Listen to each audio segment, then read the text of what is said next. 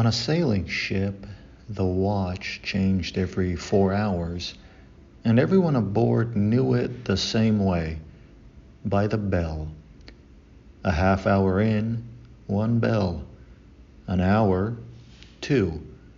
4 hours, 8 bells. And the new watch relieved the old. The bell didn't wait to see how the watch went. It rang at fixed intervals regardless, fair weather or foul, a quiet crossing or a man gone over the rail, rung by whoever held the watch, heard by the whole ship, sometimes carried across open water to another hull close enough to catch it. Nobody controlled when it rang. It rang because the hour had come, not because the watch had earned it.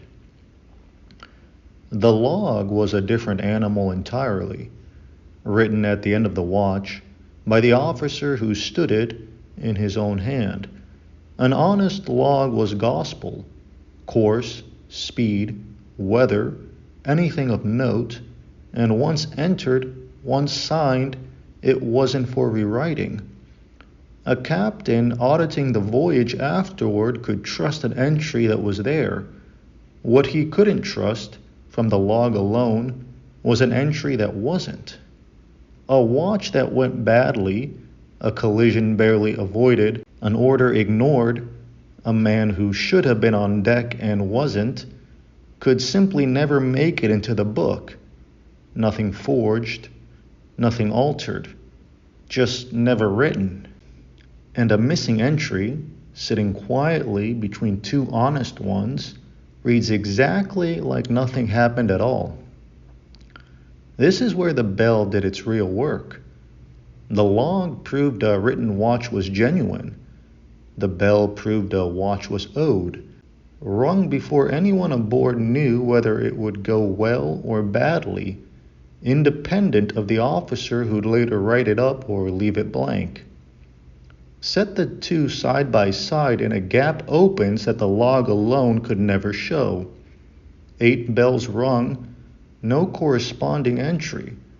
Not a forged record, an absent one, made visible by something that didn't wait for the outcome before it announced itself.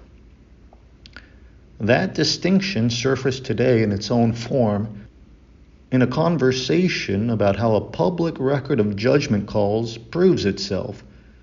A signed verdict, once published, can't be quietly rewritten later. A signature buys that much outright, but a signature says nothing about a verdict that was computed and simply never published at all. An operator who dislikes an outcome doesn't need to forge the record. He only needs to leave it out, and the record itself will never show the seam.